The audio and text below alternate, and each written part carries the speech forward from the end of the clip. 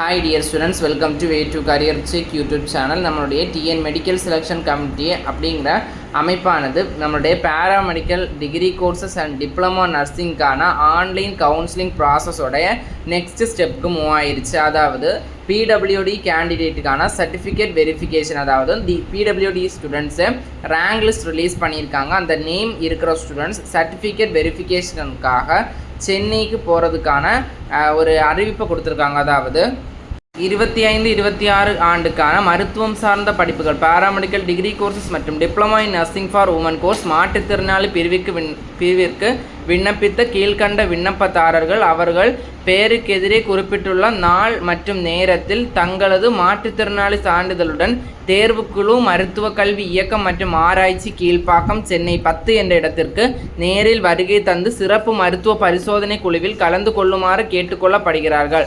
அவ்வாறு கலந்து கொள்ள தவறினால் மாற்றுத்திறனாளிகளுக்கான சிறப்பு பிரிவில் சேர்த்து கொள்ளப்பட மாட்டார்கள். சிறப்பு குழு மருத்துவர்கள் விண்ணப்பதாரர்களை பரிசோதனை செய்து தரும் முடிவே இறுதியானது. அதாவது உங்களுக்கு அந்த சென்னை அப்படிங்கிற அந்த அவங்க கொடுத்துருக்க அட்ரஸில் நீங்கள் என்ன டேட்டுக்கு எந்த பிளேஸ்க்கு போகணும் அப்படிங்கிற அவங்களுடைய நேமுக்கு நேராக கொடுத்துருப்பாங்க. அந்த அட்ரஸில் நீங்கள் போயிட்டீங்க அப்படின்னா உங்களுக்கு அங்கே ஒரு மெடிக்கல் செக்கப் நடக்கும். அந்த மெடிக்கல் செக்கப்பில் அந்த டாக்டர்ஸ் கொடுக்குற ஃபைனலைஸ் முடிவு தான் உங்களுடைய இறுதியான முடிவு. அந்த மெடிக்கல் செக்கப்பில் நீங்கள் பார்ட்டிசிபேட் பண்ணல அப்படின்னா உங்களுக்கு பிடபிள்யூடி அப்படிங்கிற அந்த பிடபிள்யூடி ஸ்பெஷல் ரிசர்வேஷன் கொடுக்க மாட்டாங்க. அதனால் உங்களுக்கு குறிப்பிட்ட டேட் அண்ட் பிளேஸில் போய் நீங்கள் மெடிக்கல் செக்கப்பை அதில் பார்ட்டிசிபேட் பண்ணிடுங்க ஸ்டூடெண்ட்ஸ். இது நம்மளுடைய ஒரு பாசிட்டிவான நியூஸ். இதுதான் பார்த்தீங்கன்னா பேராமெடிக்கல் டிகிரி கோர்சஸ்க்கான ஜெனரல் கேட்டகரி ஸ்டூடெண்ட்ஸ்க்கான ரேங்க் லிஸ்ட்டும் கூடிய சீக்கிரமே அவங்க ரிலீஸ் பண்ணிடுவாங்க. அதுக்கப்புறம் நம்மளுடைய counselling schedule, rank list counselling schedule and அந்த கவுன்சிலிங் சாய்ஸ் ஃபில்லிங் அப்படிங்கிற ப்ராசஸ் நடக்கும். இந்த இயர் சீக்கிரமே ஒரு ஸ்டெப்ஸை மெடிக்கல் செலெக்ஷன் கமிட்டி பண்ணுறாங்க.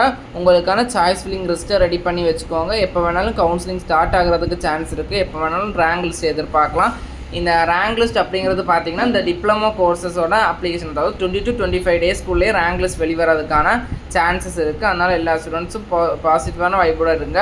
மேலும் இது போன்ற கல்வி தகவலுக்கு இணைந்திருங்கள் Way to Career check YouTube சேனலுடன். இந்த பிடபிள்யூடி கேட்டகரியில் சர்டிஃபிகேட் வெரிஃபிகேஷனுக்கு எந்த டேட்டில் போகணும் அப்படிங்கிற ஸ்டூடெண்ட்ஸோட பிடிஎஃபை நான் வாட்ஸ்அப் அண்ட் டெலிகிராம் சேனலில் ஷேர் பண்ணியிருக்கேன். மறக்காமல் போய் விசிட் பண்ணி பாருங்கள். நன்றி.